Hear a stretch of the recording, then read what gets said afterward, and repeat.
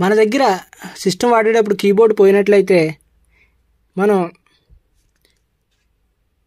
ఏం చేయాలనంటే ఇలాగా switch button మీద క్లిక్ చేసి ఆన్ స్క్రీన్ కీబోర్డ్ మీద ప్రెస్ చేసినా కూడా, అంటే 2-3 బటన్స్ పనిచేయనప్పుడు కూడా ఈ ఆన్ స్క్రీన్ కీబోర్డ్ అనేది పనిచేస్తుంది. ఒకవేళ అసలు కీబోర్డే మన దగ్గర లేనప్పుడు మౌస్తో ఉపయోగించి స్టార్ట్ బటన్ క్లిక్ చేసి మనం సెట్టింగ్స్లోకి వెళ్ళాలి. సెట్టింగ్స్లోకి వెళ్ళిన తర్వాత కీబోర్డ్ అనే ఆప్షన్ ఉంటుంది.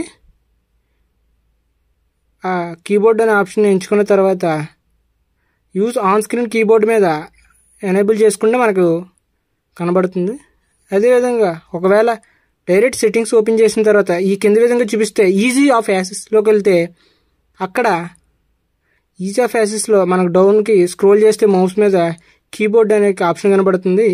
ఇక్కడ మనం ఆన్ చేసుకుంటే ఎనేబుల్ చేసుకుంటే కనుక ఈ కీబోర్డ్ అనేది వస్తుంది.